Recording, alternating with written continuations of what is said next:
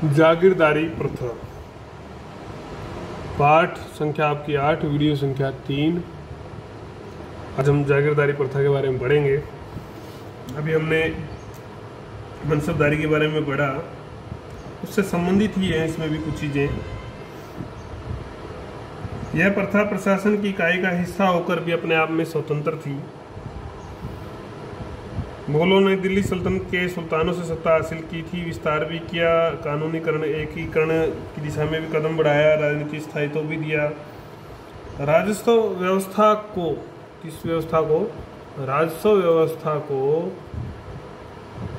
संतुलित बनाने के लिए इस परंपरा को लेकर आए, इस व्यवस्था को लेकर आए।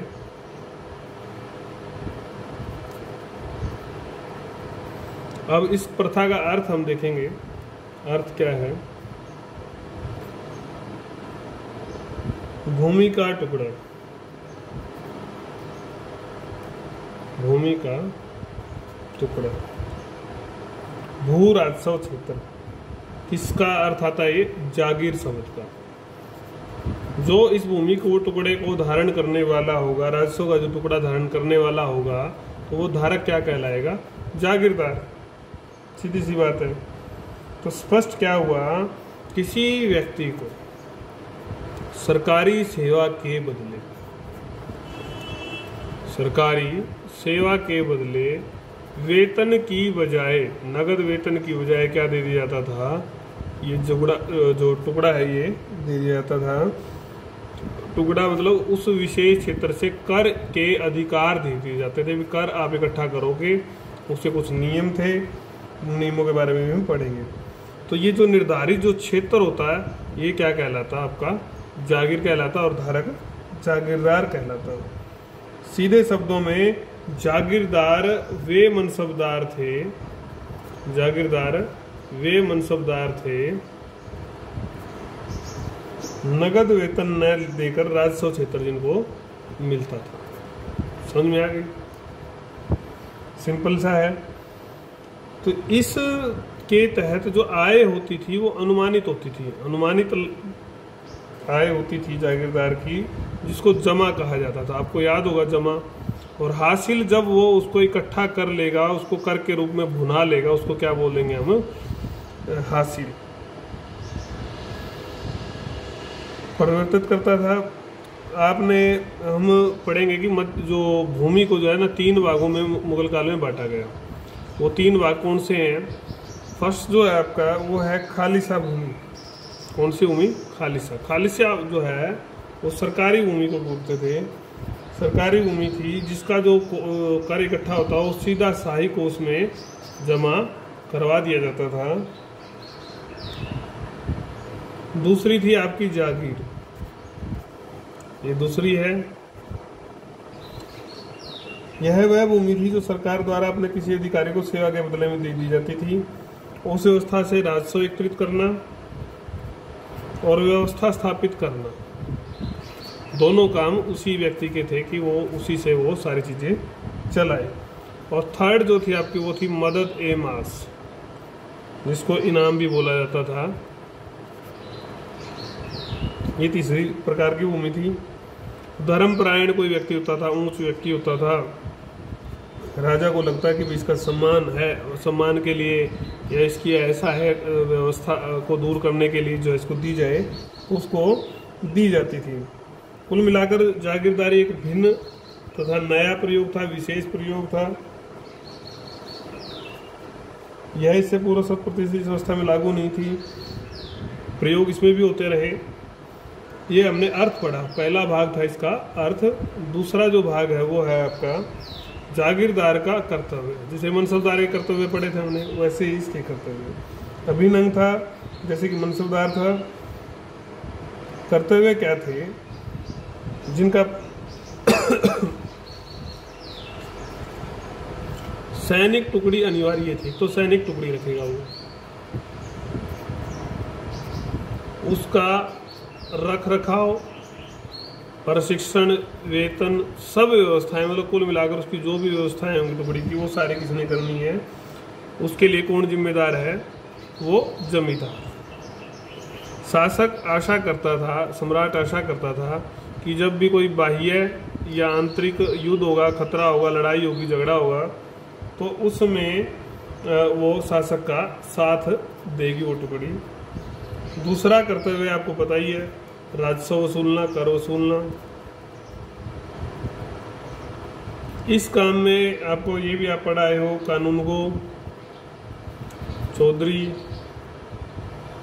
देशमुख, देशपांडे, पटवारी, ये सब सहायक होते थे, सहायता करते थे। इस राजस्व में दोनों प्रकार है। जो राजस्व की अगर हमने बात की, एक होता था माल ए बजीव। माल ए बजीव जो होता था वो था आपका सामान्य लगान। क्या था वो? सामान्य लगान। जो लगान, ये जो सामान्य लगान है, ये उसकी व्यक्तिगत आय भी इसको कहा जाता था। और दूसरा था हुक्के दीवानी। दूसरा था आपका हुक्के दीवानी। ये राजकोषीय कर था, इसको भी इकट्ठा तो वही करता था। कौन? जमींदार। तो ये इसका काम था। दूसरा ये कर्तव्य हमने पढ़े। अब इन पर भी नियंत्रण जरूरी था, नहीं तो ये भी जो है शासक को परेशान कर देते थे। तो नियंत्रण करने के क्या क्या तरीके थे वो भी हम अभी पढ़ेंगे।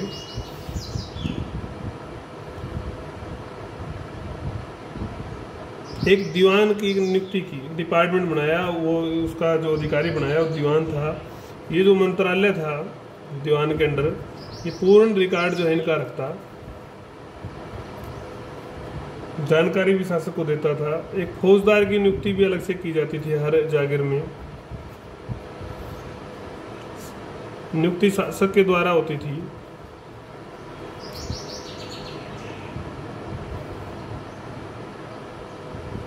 फौजदार की सहायता के लिए अहले खिदमत नाम के कुछ सहायक भी रखे गए थे। ये जागीरदार की जो भी सूचनाएं होती, सारी जागीरदार के जो काम थे, सूचनाएं जो है सम्राट को देते थे, दरबार में बताते थे। जागीरदार का कोई नियंत्रण इनके ऊपर नहीं था। जागीरदार इनको कुछ नहीं कर सकता था।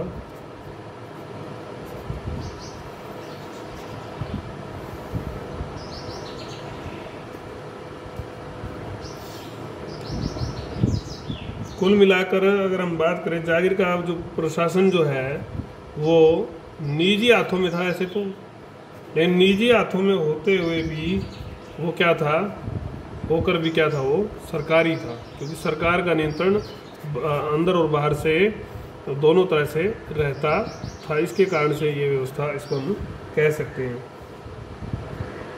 अब इसमें भी कुछ सब पॉइंट्स हैं, उन सब पॉइंट्स को देखेंगे हम कि कितना राजस्व एकत्रित करना है, इसका नियम था। लिखित नियम थे, लिखित में कायदे कानून थे। ऐसा नहीं था कि आप कितना ही अत्याचार करके, उसको दस्तूर कहा जाता था। जो लिखित का जो कागज होता था कि उसमें लिखा होता था नियमों का पालन नहीं किया तो क्या क्या जो है उसको दंड मिलेगा। दमनकारी नीति नहीं अपना सकता था। दमनकारी नीति नहीं अपना सकता था। निश्चित मात्रा में ही, जो तय हुआ है, निश्चित मात्रा में ही कर जो इकट्ठा कर सकता था, जो सरकार के आदेश है। बाध्य था सरकार के जो भी दिशा निर्देश थे उनका पालन करने के लिए। प्राकृतिक आपदा अगर आ गई तो अगर सरकार ने लगान से माफ़ी दी या छूट दी तो उसका पालन भी उसको करना पड़ता था, और अपनी एक आय का हिस्सा जो है उसको छोड़ना पड़ता था। जितने भी अधिकारी थे, स्थानीय जो अधिकारी थे, इससे जुड़े हुए राजस्व व्यवस्था से, कानून को, खजांची, काजी, पटवारी, सब, इनका स्थानांतरण नहीं होता था। तो इनको इस प्रकार से डर तो था ही नहीं कोई तुम्हारा ट्रांसफर कर देगा, क्योंकि उनके पास रिकॉर्ड सारा होता था। तो कोई कार्रवाई भी ये नहीं कर सकता था। अगर कार्रवाई करता तो वो भी दंडनीय होता। हालांकि कालांतर में जो इनका पद है कानूनगो और चौधरी का पद तो पैतृक भी हो गया था। पांचवा जो बिंदु है आपका, जागीर उस समय तक जब तक कि शासक की इच्छा, शासक की इच्छा तक ही वो क्या है, जागीरदार है, इसलिए शासक की इच्छा का विशेष ध्यान रखता था। वो उसको जागीर बदल सकता था, उसका स्थानांतरण भी कर सकता था, उसकी जागीर कम ज़्यादा भी कर सकता था। शाही फरमान का जो है उसको ध्यान हमेशा रखना ही पड़ता। राजस्व विभाग जो था अपनी हर वर्ष जो उसको आय के आंकड़े देने होते थे, आय के आंकड़े जो है वो देता था हर वर्ष।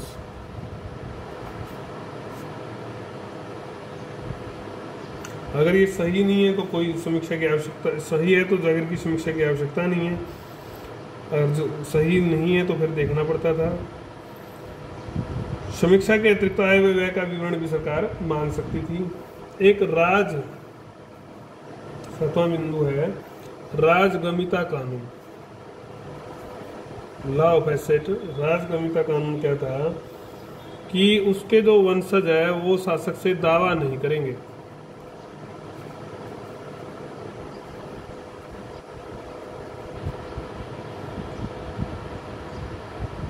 केवल ये सेवाकालीन अधिकार है, न कि पैतृक अधिकार है। जागीर पैतृक दावा नहीं जता सकेंगे। ये भी नियंत्रण का एक तरीका था। तो ये हमने नियंत्रण के क्या पढ़े अभी तक तरीके। अब हम पढ़ेंगे जागीर के प्रकार। जागीर के प्रकार, पहला जो प्रकार है वो है आपका सामान्य जागीर। अलग अलग व्यवस्थाएं थी, अलग अलग प्रकार थे, ऐसा नहीं था कि एक ही तरह की थी। सर्वाधिक चर्चा में जो जागीर थी वो यही थी।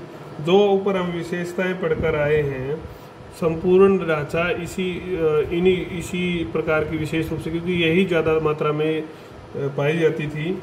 सारी विशेषताएं भी हमने जो पढ़ी हैं वो विशेष रूप से इसी की पढ़ी हैं। आमतौर पर किसी व्यक्ति की योग्यता से प्रभावित होकर ये दी जाती थी। देने से पहले ये खालिसा का हिस्सा होती थी। शासक का उद्देश्य जो होता था विशेष रूप से वो किसी व्यक्ति की योग्यता का लाभ उठाना होता था कि वो राजस्व में और सैन्य व्यवस्था में उसका लाभ उठाया जाए। उससे उन हितों की पूर्ति जो है शासक की होती थी। कुल मिलाकर ये जागीर जो है स्थानांतरित हो सकती थी, पैतृक नहीं थी।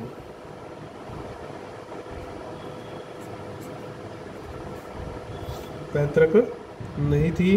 विस्तार भी संभव था, घटाई बढ़ाई जा सकती थी।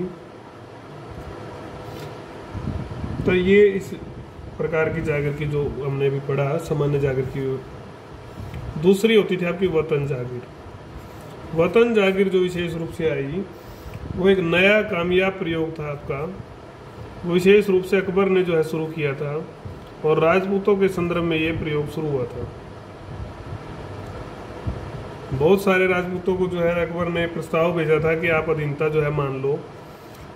अधीनता जिन लोगों ने मान ली या जो लड़कर मान गए, प्रस्ताव से मान गए या लड़कर मान गए, तो उन्होंने आधिपत्य जब स्वीकार कर लिया तो पराजय के बाद किया, तो कैसे भी किया, तो उनका सम्मान और उनकी जो आय के साधन जो है बने रहे, उसके लिए ये व्यवस्था बनाई गई थी।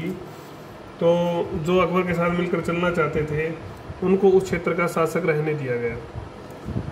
तो वो मान ली गई वतन जागीर, शासक रहने दिया गया, वो अपने अधिकारों का प्रयोग उसमें करते थे। और एक खास बात इस जागीर की ये थी कि उनके जो वारिस हैं, वंशज है, उनका अधिकार भी मान लिया गया। कुल मिलाकर ये पैतृक हो गई थी।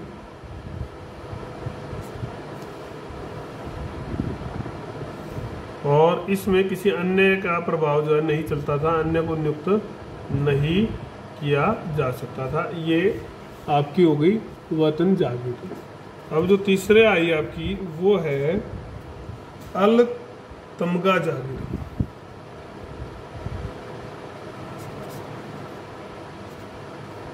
ये जैसा कि नाम से है कि अति विशिष्ट प्रकार की जागीर थी। ये तो विशेष शासक की किसी पर कृपा होने पर ही मिलती थी। ये व्यक्ति को भी मिल सकती थी और परिवार को भी मिल सकती थी किसी को। इसमें क्या होता था कि जो खालिसा जो भूमि थी उसको पैतृक में बदल दिया जाता था, स्थायी संपत्ति हो जाती थी उस परिवार की, उस व्यक्ति की।